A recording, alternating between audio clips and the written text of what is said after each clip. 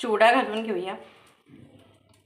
तुम्ही बारीक शेवी घालू शकता, कोथिंबीरचं गार्निशिंग आणि छान लिंबाची फोड तर हवीच। चला तर मग तुम्हीही नागपूर स्पेशल कांदा पोहे बनवून बघा।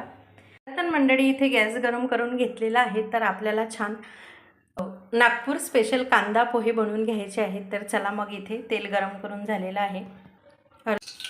मोहरी घालूया। मोहरी छान तडतडली की अर्धा चमच जिरे घालून घ्यायचे आहे आणि छान कढीपत्ता घालून घ्यायचा आहे। 4-5 हिरव्या मिरच्या छान परतून घेऊया। शेंगदाणे घालून घेऊया। छान शेंगदाणे परतून घेऊया। छान लांब कांदा कापून घेतलेला आहे, तो घालून घेऊया।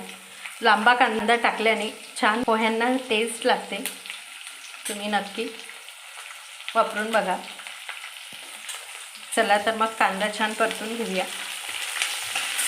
नागपूर स्पेशल असे हे कांदा पोहे आहेत। तर तुम्ही बोलाल की कांदा पोह्यात विशेष काय, तर प्रत्येकाच्या हातची टेस्ट आणि बनवण्याची पद्धत तुम्ही बघू शकाल। इथे मी पोहे भिजवून घेतलेले आहेत, जाड पोहे, ते घालून घेऊया। चवीनुसार मीठ घालून घेऊया। वरून छान कोथिंबीर घालून घेऊया आणि छान मिक्स करून घेऊया। अर्धा चम्मच साखर घालून घेते आणि छान मिक्स करून घेते।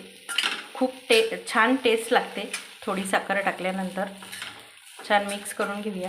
तर मग तुम्ही बघू शकाल आपले कांदा पोहे बनवून रेडी झालेले आहेत। चला तर मग आपण सर्व करून घेऊया।